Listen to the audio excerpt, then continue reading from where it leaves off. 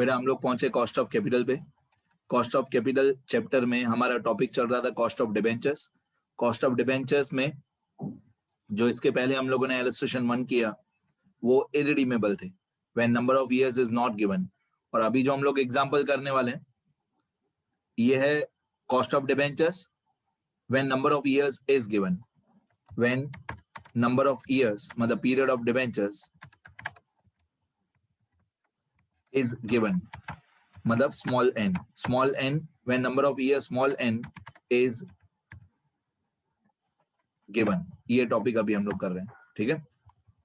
तो यहाँ पे इलस्ट्रेशन 2 एक संग्राम कंपनी लिमिटेड। संग्राम company limited has issued debentures having face value of ₹100। अब ये सॉल्व करने में बहुत लेंदी है बट इजी है, लेंदी है बट इजी है। आप फॉर्मूला याद कर लोगे तो आराम से आ जाएगा। तो यहाँ पे लिखा हुआ है संग्राम limited has issued debentures having face value of ₹100 with a discount of 10% for the period of 10 years.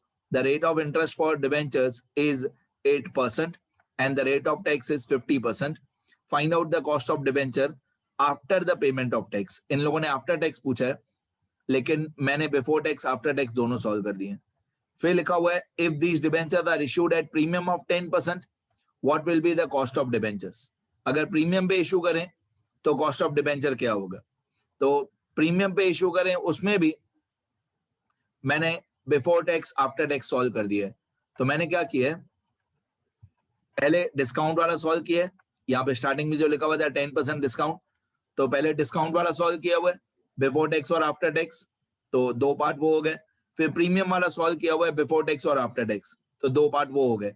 इस तरीके से मैंने टोटल 4 पार्ट्स में सॉल्व किया हुआ है पूरा आंसर। तो संग्राम लिमिटेड कंपनी का नाम है, कॉस्ट ऑफ डिबेंचर जो हमारा टॉपिक चल रहा है। अब स्टार्टिंग में पहले हम लोग पूरा डिस्काउंट वाला सॉल्व करेंगे। ये रहा डिस्काउंट ऑफ 10%, ये हमारा आप बोल सकते हो ए पार्ट है, और प्रीमियम पे इशू करेंगे वो हमारा बी पार्ट होगा या सेकंड पार्ट होगा। चलो यहाँ पे लिखा हुआ स्टार्टिंग से पढ़ते हैं। Sangram limited company has issued debentures having face value of ₹100। तो ये हमारा फेस वैल्यू होगा 100। ये फेस वैल्यू डिबेंचर्स का फेस वैल्यू पर डिबेंचर F इक्वल टू ₹100 पर डिबेंचर। आगे with a discount of 10%, with a discount of 10%, ये मैंने हेडिंग में भी लिखा हुआ है if the debentures are issued at 10% discount. खैर मैं इशू प्राइस भी बता देता हूँ, P, ये P का कैलकुलेशन है कि अगर हम 10% डिस्काउंट पे इशू करेंगे तो हमारा जो इशू प्राइस होगा वो होगा 100 - 10 मतलब ₹90। अगर हम डिस्काउंट पे इशू करेंगे 10% डिस्काउंट पे तो फेस वैल्यू 100 माइनस ₹10 डिस्काउंट, बाकी हमारा नेट इशू प्राइस आएगा ₹90 पर डिबेंचर। ₹90 पर डिबेंचर, ये हमारा नेट इशू प्राइस आ जाएगा ₹90। तो फेस वैल्यू 100, ये फेस वैल्यू 100 और ये हमारा नेट इशू प्राइस ₹90। ठीक है, आगे बढ़ते हैं। और आगे क्वेश्चन में क्या दिया हुआ है? क्वेश्चन में आगे लिखा है for a period of 10 years. For the period of 10 years मतलब हमारा स्मॉल n 10 होगा। ये रहा for a period of 10 years, तो हमारा स्मॉल n जो होगा वो 10 इयर्स होगा। ठीक है, तो मैंने आपको f बता दिया, ये f बता दिया ₹100, f ₹100, p बता दिया ₹90 और पीरियड ऑफ डिबेंचर्स बता दिया मैंने 10 इयर्स। आगे और क्वेश्चन में क्या लिखा हुआ है? The rate of interest for debenture is 8% and the tax rate is 50%। अब ये जो रेट ऑफ इंटरेस्ट 8% है तो इसमें से हमारा इंटरेस्ट मतलब R आ जाएगा। रेट ऑफ इंटरेस्ट 8% है, ये रेट ऑफ इंटरेस्ट 8%, तो हमारा जो R आएगा मतलब इंटरेस्ट पर डिबेंचर वो आएगा ₹100 फेस वैल्यू का। ₹100 जो फेस वैल्यू है उसका 8%, तो ₹100 मल्टीप्लाई बाय 8/100, ये होता है ₹8 पर डिबेंचर। तो हमारा इंटरेस्ट आ जाएगा ₹8 पर डिबेंचर। ठीक है, तो ₹100 फेस वैल्यू, उसका 8% ₹8 हमारा इंटरेस्ट आ जाएगा। फिर टैक्स का रेट दिया हुआ था 50%, क्वेश्चन में टैक्स का रेट 50% दिया हुआ था, तो हम लोग लिखेंगे, पहले लिखेंगे टैक्स रेट। टैक्स रेट है हमारा 50%, तो स्मॉल टी कितना होगा? स्मॉल टी होगा 50/100। स्मॉल टी होगा 50/100, 50/100 होता है 0.50। 50/100 मतलब 0.50, ये हमारा स्मॉल टी आ गया। बस अभी फॉर्मूला में वैल्यूज पुट अप करेंगे और क्वेश्चन में ये लिखा हुआ है find out the cost of debenture after the payment of tax. तो मैंने पहले बिफोर टैक्स निकाला है, फिर आफ्टर टैक्स निकाला। सुनना ध्यान से, ये हमारा 1 का A part, cost of debentures before tax, ये आंसर 1 का ए पार्ट। तो cost of debenture before tax का ये फॉर्मूला होता है, पहले आपको ये फॉर्मूला अच्छी तरह से याद करना है। ये फॉर्मूला याद करो अच्छी तरह, r plus 1 multiply by bracket में f minus p upon n, brackets अच्छी तरह से देखना, multiply by 100 upon f plus p by 2। अब इसकी वैल्यूज पुट अप करेंगे। इंटरेस्ट आपको याद होना चाहिए 8 रुपीज था पर डिबेंचर, 8 रुपीज, ये 1 ही रहेगा। नंबर ऑफ ईयर्स आपको याद होना चाहिए 10 ईयर्स था, ठीक है। फिर ये 1 ही रहेगा। f माइनस p, f हमारा 100 रुपीज था f हमारा 100 रुपीज था और इशू प्राइस हमारा 90 रुपीज था, नंबर ऑफ ईयर्स 10 था, ये मल्टीप्लाई बाय 100 ही रहेगा। फिर f फेस वैल्यू हमारा 100 था plus net issue price p हमारा 90 था डिवाइडेड बाय 2, ठीक है। एक बार मैं सारी वैल्यूज दिखा देता हूँ, 8, 190, 10, 190, ये सारी वैल्यूज एक बार फिर से दिखा देता हूँ। देखो ये 8 रुपीज इंटरेस्ट, ये 8 रुपीज इंटरेस्ट, ये 100 रुपए f, ये 90 रुपीज p और ये 10 ईयर्स हमारा स्मॉल एन। ये 8 rate of interest 8, face value 100, issue price 90 और ये नंबर ऑफ ईयर्स 10, यही वैल्यूज हमको चाहिए। आगे अब ये वैल्यूज यहाँ पे पुटअप की हुई है, अभी वैल्यूज पुटअप करेंगे, धीरे धीरे सॉल्व करेंगे। ये 8, ये 1, ये 100 minus 90 upon 10 multiply by 100, 100 plus 90 upon 2। अब धीरे धीरे पहले ब्रैकेट्स को सॉल्व करेंगे बहुत आराम से। तो 100 माइनस 90 ये होता है 10, बाहर वाला मल्टीप्लाई बाय 1 सेम, अपॉन 10 ये अपॉन 10, 100 प्लस 90 ये होता है 190 अपॉन 2 ये अपॉन 2 सेम। पहले पूरा ब्रैकेट सॉल्व करेंगे, बाकी सब सेम। ये आगे वाला 8 सेम रहेगा, पीछे वाला 100 सेम रहेगा, बाकी सब सेम रहेगा। पहले ब्रैकेट्स को सॉल्व करेंगे। अब ये 1 multiply bye 10 upon 10, 1 multiply bye 10 upon 10 ये 1 होता है। फिर 190 डिवाइडेड बाय 2 ये 95 होता है, बाकी आगे वाला 8 सेम रहेगा, पीछे वाला मल्टीप्लाई बाय 100 सेम रहेगा। अब ये 8 प्लस 1 हो जाएगा 9, पहले ब्रैकेट सॉल्व करने अच्छी तरह से। ये 8 प्लस 1 हो जाएगा 9 डिवाइडेड बाय 95 सेम और मल्टीप्लाई बाय 100 सेम, मतलब अल्टीमेटली 9 मल्टीप्लाई बाय 100 अपॉन 95।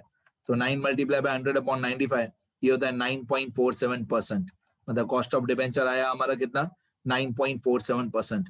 अब आपको अगर इसी में आफ्टर टैक्स सॉल्व करना है, अगर आपको इसी में आफ्टर टैक्स सॉल्व करना है तो बाकी पूरा फॉर्मूला सेम रहेगा, सिर्फ फॉर्मूला के आगे 1 माइनस टी मल्टीप्लाई हो जाएगा।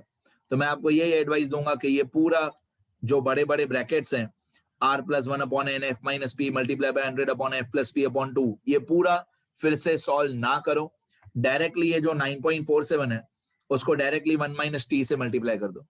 देखो बाकी आप पूरा फिर से सॉल्व करो, मैंने तो पूरा फिर से सॉल्व किया है तो भी वही आएगा।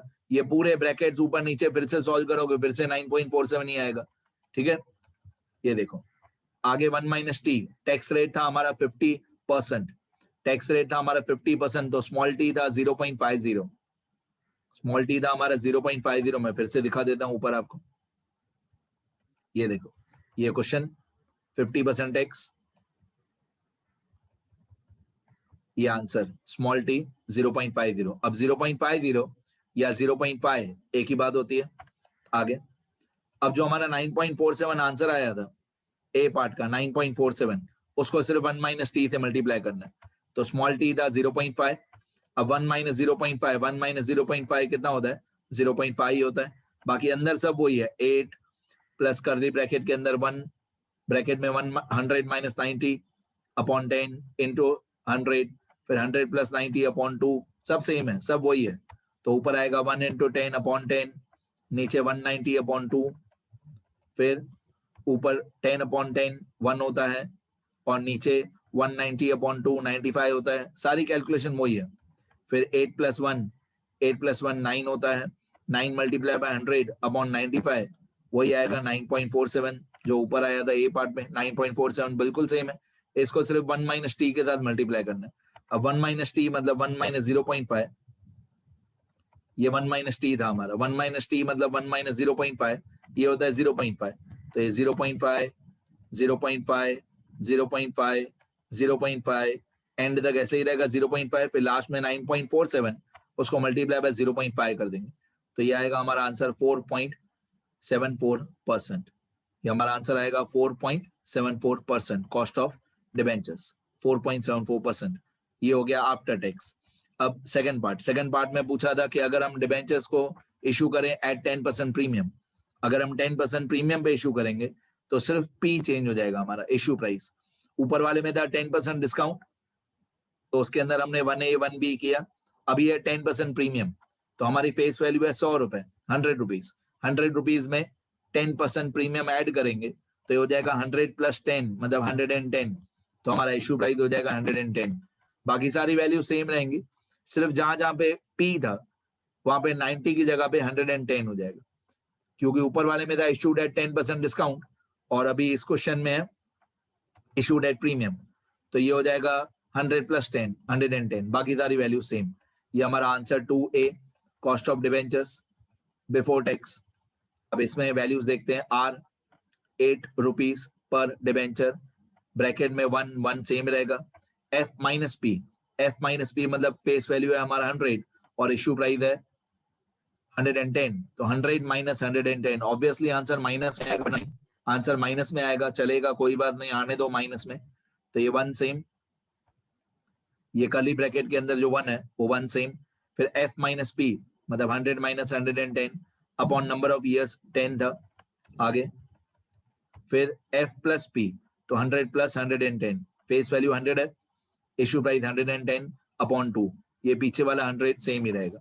आगे पहले ब्रैकेट सॉल्व करो, तो 100 माइनस 110 ये होता है माइनस 10, 100 माइनस 110 ये माइनस 10 होता है, बार वाला 1 सेम और अपॉन वाला 10, ये अपॉन वाला 10 वो भी सेम, फिर डिनोमिनेटर में 100 प्लस 110 ये 210 होता है, 210 डिवाइडेड बाय 2, बाकी सब सेम। अब ये 1 मल्टीप्लाई बाय माइनस 10 अपॉन 10 ये होता है -1, फिर से 1 minus 1 multiply bye minus 10 upon 10 तो ये होता है -1, बाहर वाला जो 8 है वो सेम है। अब 210 डिवाइडेड बाय 2 ये आएगा 105, 210 डिवाइडेड बाय 2 ये 105 आएगा और पीछे वाला 100 सेम।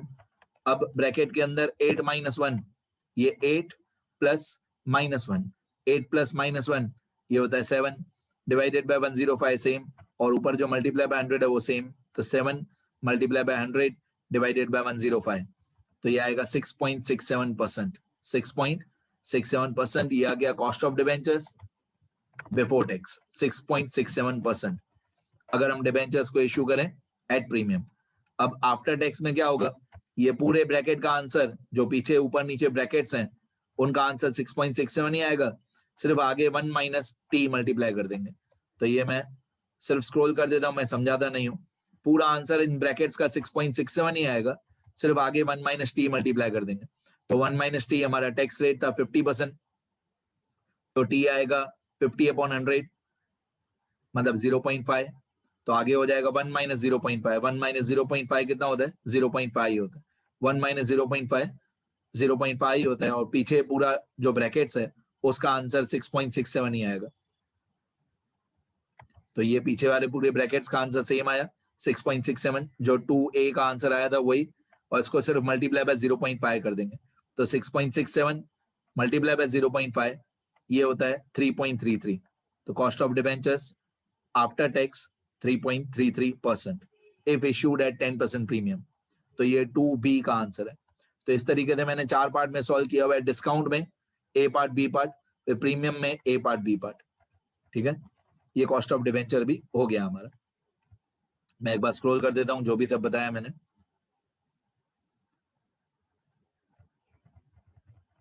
इन्होंने क्वेश्चन में डायरेक्टली आफ्टर टैक्स पूछा है, तो आप लोग डायरेक्टली आफ्टर टैक्स करो तो चलेगा, बट मैंने ज्यादा डिटेल में बता दिया। मैं तो हमेशा ऐसे ही करता था, जब मैं स्टूडेंट भी था मैं बिफोर टैक्स और आफ्टर टैक्स दोनों सॉल्व करके आता था डिबेंचर्स में। इक्विटी शेयर्स और प्रेफरेंस शेयर्स में ये प्रॉब्लम नहीं होता है, इक्विटी शेयर्स प्रेफरेंस शेयर्स में कभी भी बिफोर टैक्स आफ्टर टैक्स नहीं आता है, डिबेंचर्स में ही आता है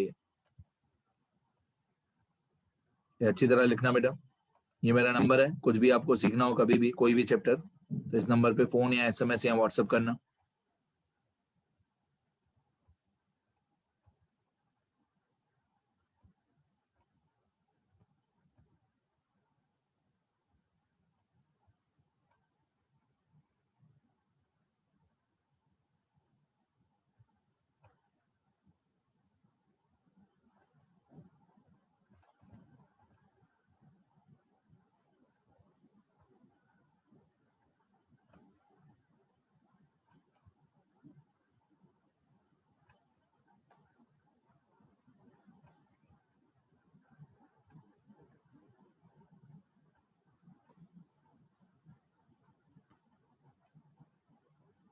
यहाँ पे सब जगह पे पर डिबेंचर आएगा पीछे।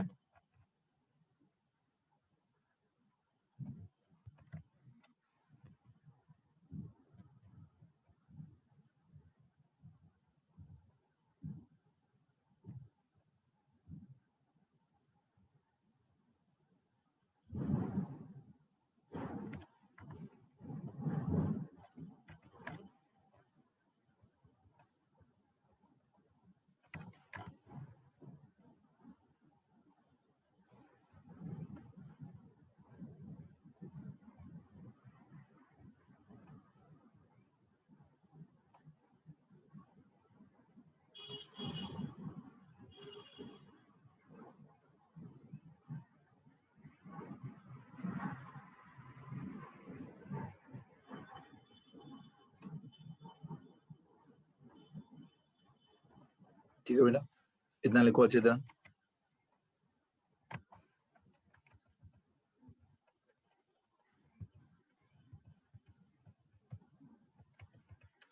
ठीक है, लिखो अच्छी तरह बेटा, लिखते रहना प्लीज।